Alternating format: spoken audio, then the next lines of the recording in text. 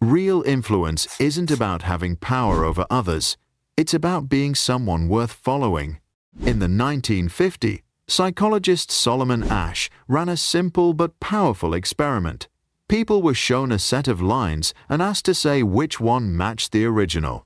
The answer was obvious. But the twist was that everyone else in the room was secretly part of the experiment, and they were told to give the wrong answer on purpose. And when the real participants saw everyone choosing the same wrong answer, most of them went along with it, because standing out felt harder than being wrong. That alone says a lot about human behavior. But here's the part that really matters. When just one person gave the right answer before them, the entire situation changed. Suddenly, the real participant suddenly had the courage to choose the truth too. What does that tell us? If people are willing to follow a wrong answer, imagine what becomes possible when someone speaks up for the right one. And that's the kind of leadership we're talking about. The kind that begins with a small act of courage and creates space for others and moves with more honesty and clarity. This video is about 3 habits that help us do exactly that, whether in meetings, at home, or in those ordinary everyday moments. Habit 1. Choose understanding over blame.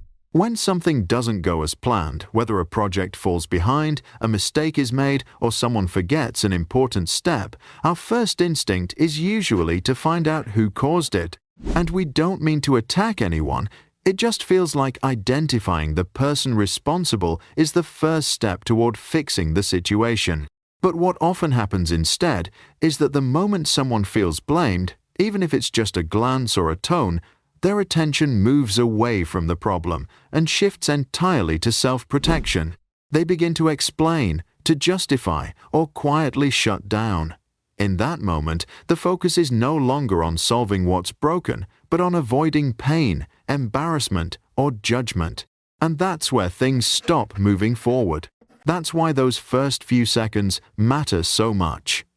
Before we react, before anyone says a word, that's when we have the power to keep the conversation open. At Toyota, when something doesn't go as planned, instead of asking who made the mistake, they ask why it happened, and they don't stop at the first answer.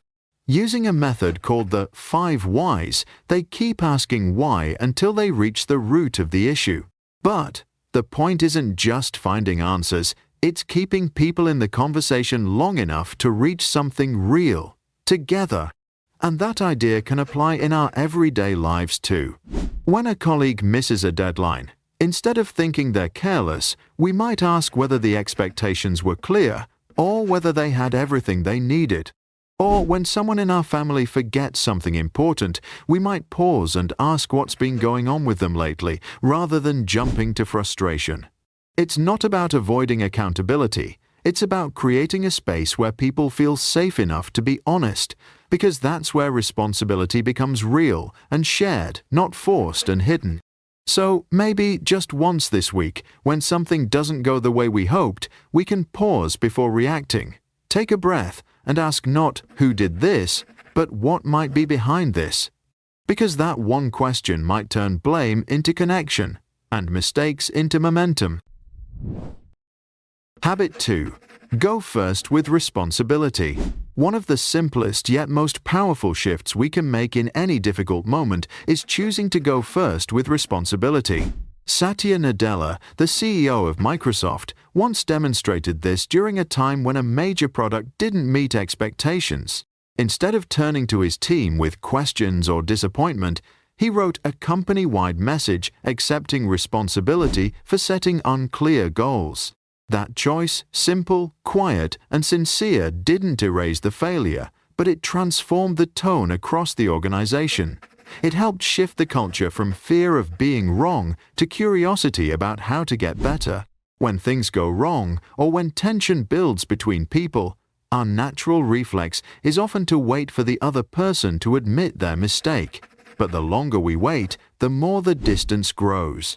And even when we speak up, if it begins with, "You should have," the conversation often ends before it starts, because no one listens deeply when they feel blamed.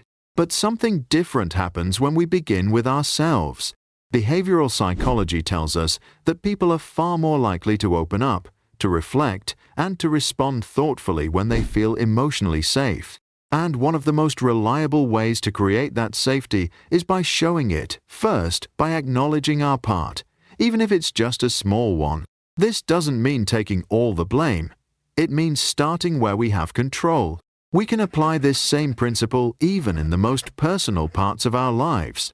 If we snap at someone we love and later say, "I didn't handle that well," it often softens the room more than any explanation ever could. If a colleague misses something and we say, "Maybe I wasn't clear enough," we invite clarity, not conflict. And so, the next time something feels broken or tense, we can ask a different kind of question. Not, "Why aren't they changing?" but "What could I take responsibility for right now?" that might make it easier for both of us to move forward. Because real leadership doesn't begin with pointing the way. It begins with walking it first. Habit 3. Redesign the system, not the person. There's a moment we've all had when the same issue keeps happening again and again, and we start to wonder, why can't they just do it right? I used to think like that too. If someone kept missing a step, I assumed they weren't paying attention. If a plan kept falling apart, I thought people needed to try harder. But what I didn't see at the time was this. When something keeps going wrong, it's not just about effort. It's usually about design. If we rely on people to be perfect in an imperfect setup, we're setting them up to fail. Not because they're not capable, but because the system is working against them. I saw this clearly when I worked with a team that always struggled with deadlines. At first, I thought they needed to manage time better. But when we looked closer, we saw the tools were confusing, the priorities weren't clear, and meetings often ran over without decisions. So instead of pushing harder, we redesigned how the team worked. Fewer meetings, better checklists, clearer handoffs, and people felt less stuck. Even big companies like Airbnb figured this out. When their customer support team was falling behind, they didn't just ask people to work harder or faster. They looked at how things were set up, the tools, the steps, the flow of work, and they redesigned all of it to make things clearer and smoother. We can do this in our personal lives too. If getting out the door in the morning always feels chaotic, maybe it's not about anyone being lazy. Maybe the shoes, the keys, and the bags just aren't where they need to be. If dinner always feels rushed, maybe the timing or the prep needs to change. We all want people to rise to the challenge. But sometimes the most helpful thing we can do is lower the unnecessary friction that makes the challenge harder than it needs to be. So the next time something feels like a recurring failure, maybe we don't ask, "Why aren't they getting it right?" Maybe we ask, "What would make this easier for them and for all of us?" Because real support isn't just about encouraging effort. It's about designing an environment where good choices are the easiest ones to make. You don't need to be a leader to lead.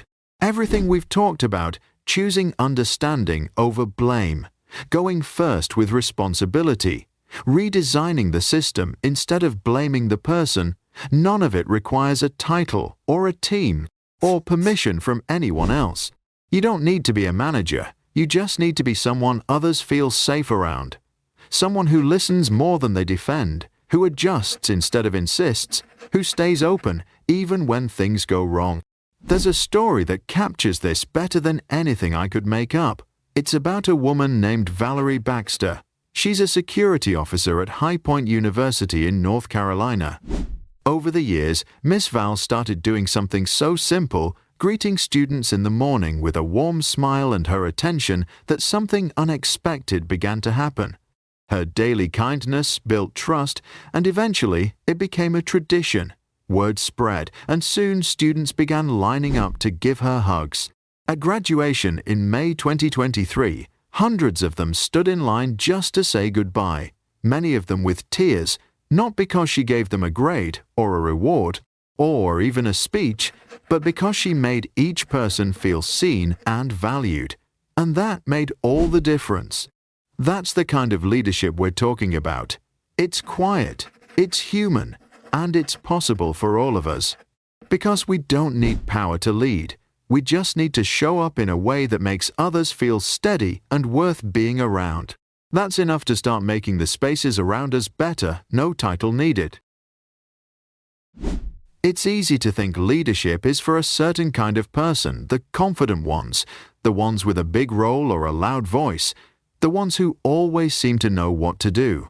But most of the time, leadership shows up in smaller ways. In how we respond when something doesn't go right. In whether we choose to listen when things feel tense.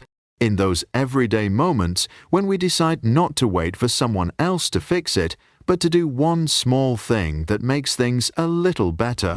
So, if there's one thing to carry from this, it's that influence starts with presence.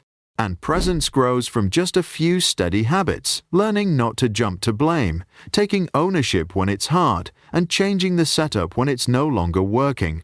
You don't have to be in charge to lead.